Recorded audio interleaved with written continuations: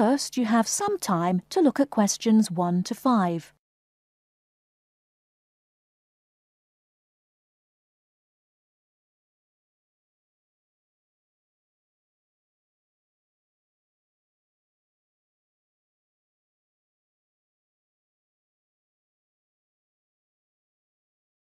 Now we shall begin.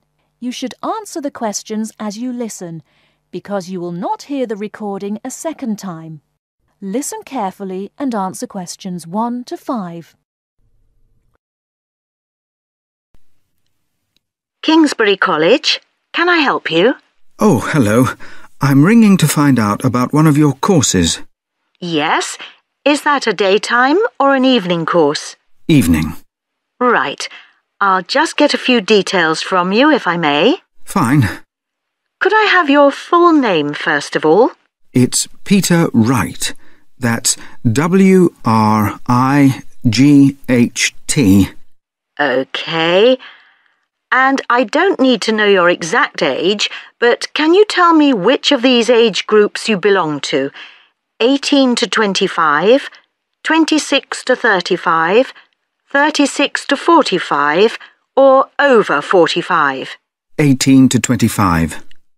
Fine. And do you have a job, or are you a full-time student? I'm an accountant. I just do courses in my spare time for interest. OK. Right. And your address, Mr. Wright? It's 11 Forest Road. Forest? Yes. Is that in Kingsbury? Yes, it is. I'm just down the road here. And do you have a phone number? It's 992-471. That's my home number. I haven't got a work number. That's fine. We probably won't need it. Before you hear the rest of the conversation, you have some time to look at questions 6 to 10.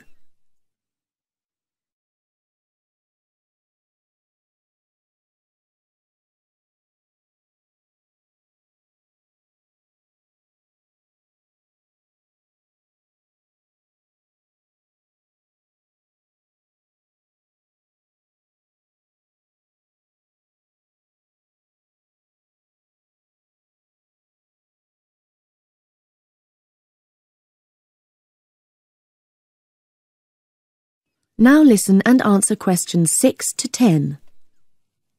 Now, you want to register for a course. Yes, cookery. Do you happen to know the exact title of the course? We've got Thai cookery on Wednesdays, or Mexican cookery on Fridays, or... Mexican. I'd like to do both, but I'm busy on Wednesdays. OK. Well, you can always do the other one next term, I suppose. Now, do you know when it begins? Is it the 26th of March? That's right. And it's £45 in total. That's including the ingredients. How would you like to pay? Card? Cash? Can I send a cheque? You can, yes, as long as it arrives at least 1 week before the start of the course. OK. And I'll just give you a reference number, if you could make a note of it and write it on the back. Yes? It's CZ943. Yes, got that. Good. Well, there's just one last question. Do you have any special requirements that I should make a note of? Yes, there is one thing. I use a wheelchair. Right, so you need to have access for that. OK. Don't worry, your room is on the ground floor and I'll make sure there are no steps involved. We can always put a ramp in. Thanks. So, we look forward to seeing you on the 26th of March. That is the end of part 1. You now have half a minute to check your answers.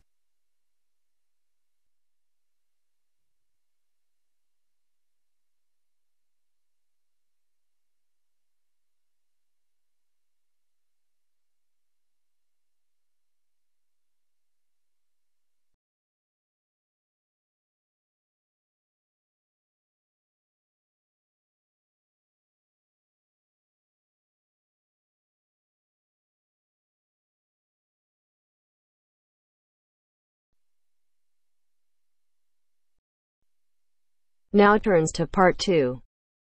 Part 2. Listen to the guided tour commentary and answer questions 11 to 20. You now have some time to read questions 11 to 20 first.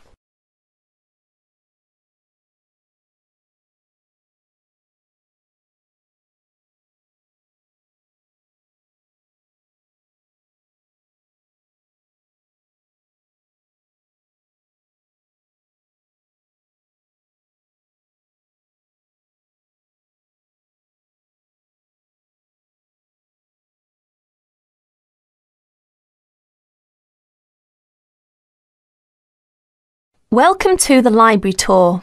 We'll begin our tour of this level of the library here at the entrance.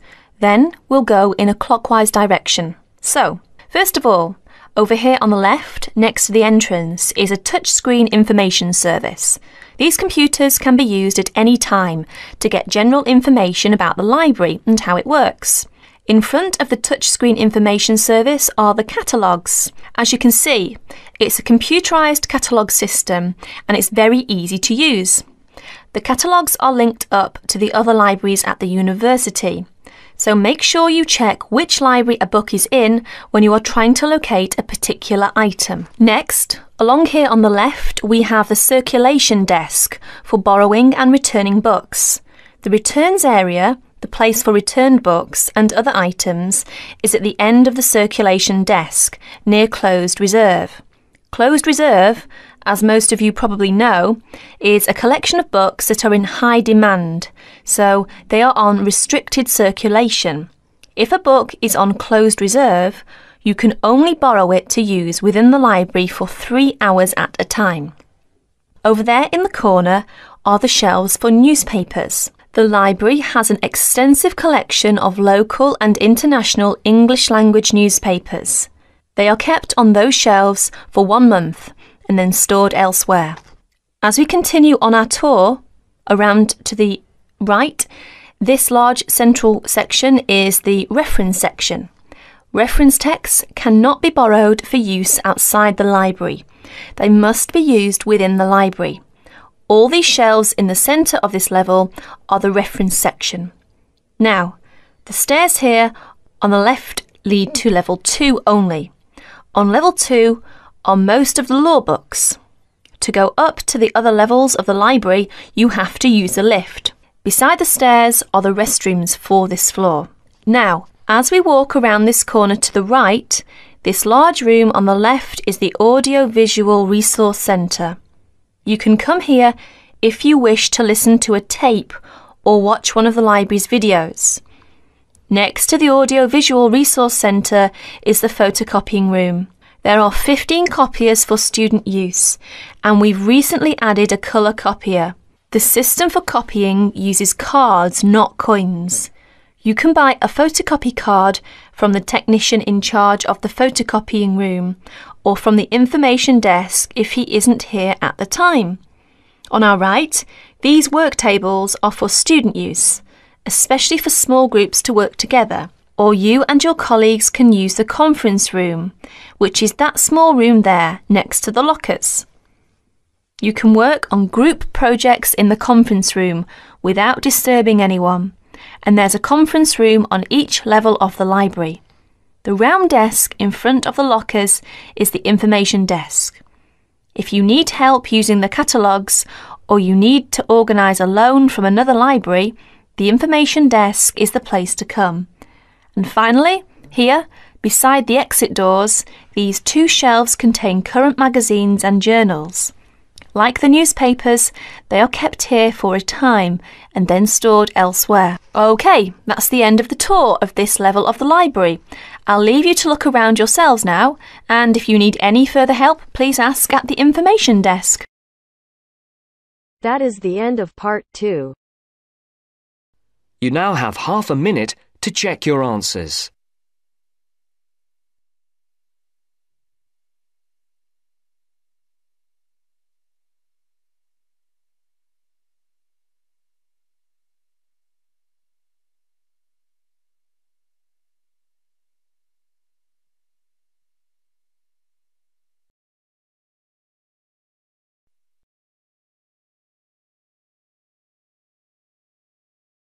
Now turns to part 3. Part 3. You'll hear two university students discussing a social science lecture they attended. First, you have some time to look at questions 21 to 24.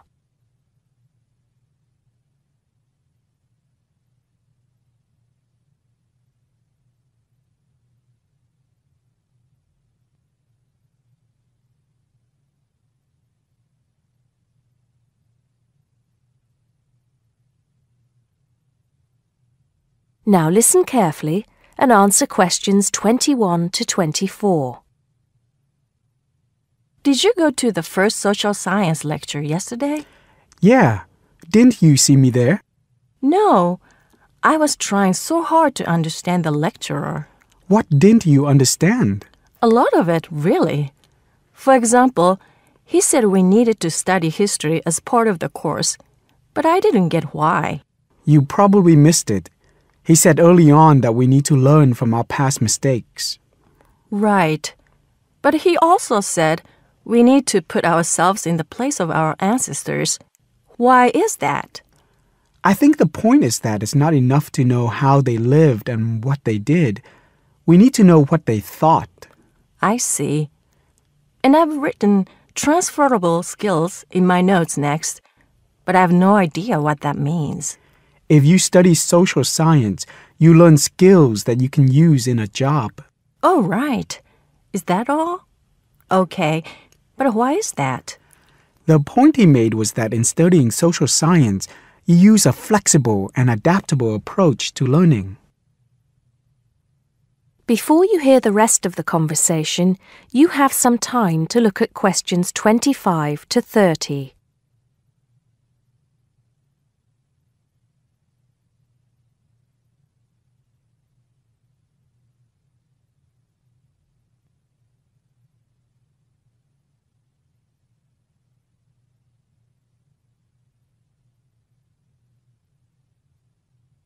Now listen and answer questions 25 to 30.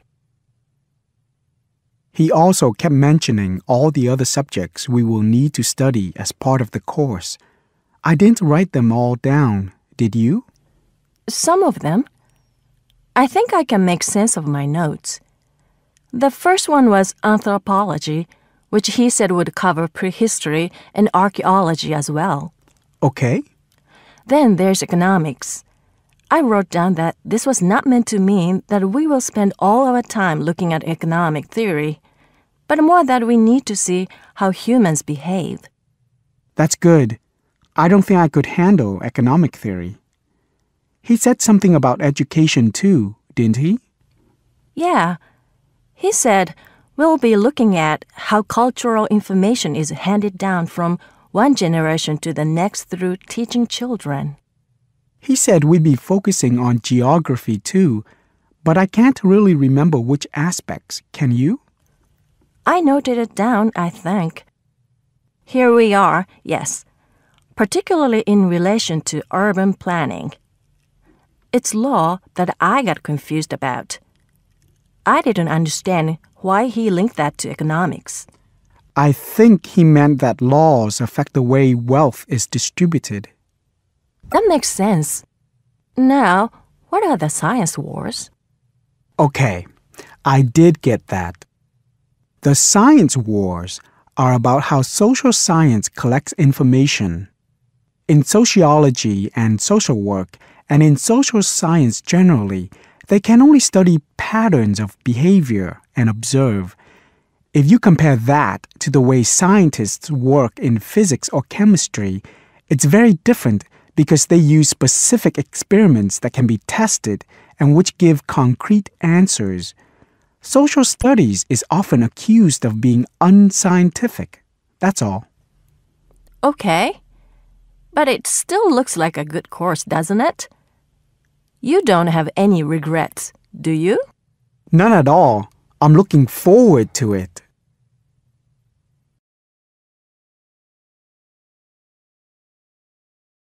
That is the end of part 3. You now have half a minute to check your answers.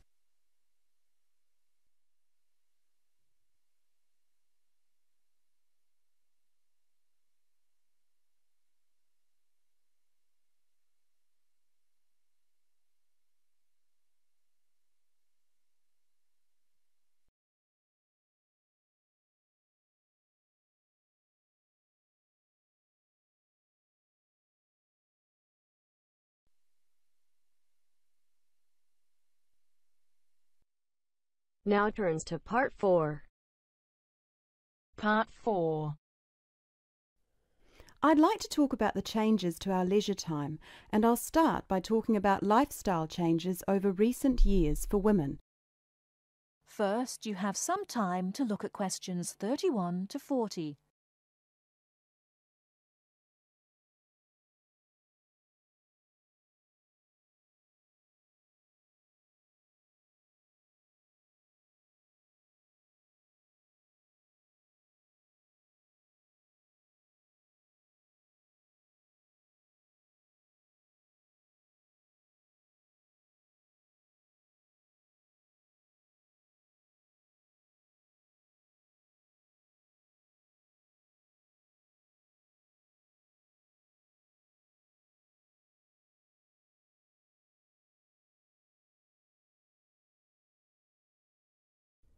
Now, listen carefully and answer questions 31 to 40. I'd like to talk about the changes to our leisure time, and I'll start by talking about lifestyle changes over recent years for women. As we all know, the wife and mother of the family has traditionally been responsible for organising and completing household tasks for the family. However, particularly over the last decade or so, we have seen a greater number of women continuing to work after marriage and returning to work after having children. This has significantly reduced the amount of time available for household chores. The result is that nowadays the majority of people own and regularly use products such as dishwashers or microwaves. The modern family often considers hours spent on cleaning and cooking as a waste of valuable time, and generally we are all interested in finding ways of reducing the number of hours we need to devote to such tasks. While washing machines have long been thought of as necessities by families, nowadays so too are microwaves and dishwashers. These goods can drastically reduce the amount of time we need to spend running our home and increase the amount of time available not only to go to work, but also to spend on leisure pursuits. As society develops and we become richer, we put more value on our leisure time and our possessions. The richer a society, the more demanding it becomes. People are no longer happy to work long hours for little return. Expensive holidays, expensive clothes and cars all become more important the more materialistic the society in which we live. Acquiring things and joining the race of acquisition means that modern society spends a lot of time and money purchasing unnecessary goods. Although expensive and persuasive marketing techniques are partly responsible, the demand for such goods often comes from young professionals, those with the money to endlessly upgrade things simply because a better model is made available. Our obsession with the newest and best products available, while good for the economy, can also have a negative impact on the environment. It is not appropriate to overproduce appliances and overuse electricity to keep these unnecessary appliances operating in our homes. We often forget about the damage we have done to and continue to do to the environment. Others opposed to the overuse of appliances and technology also argue that from a social point of view, over-reliance on gadgets means that people are losing the ability to be creative. Traditionally, it was considered an enviable skill to prepare meals night after night for our families. Nowadays, women are more likely to gain approval from others for their success in their careers than their ability in the kitchen. Along with microwaves have come ready-cooked meals, pre-washed vegetables, and our reliance on takeaway food when we are too busy to cook it ourselves. While there are obvious advantages and disadvantages to our increasingly active buying behaviour and changing wants and desires, it is likely that our desire to purchase labour-saving items will continue. So it is therefore inevitable that production of such goods will increase. We can only hope to educate ourselves and our children to buy goods we need, not just goods that are available, and we must also consider their environmental impact. In short, moderation is the most important word for the future. I thank you very much for coming today and listening. That is the end of Part 4. You now have half a minute to check your answers.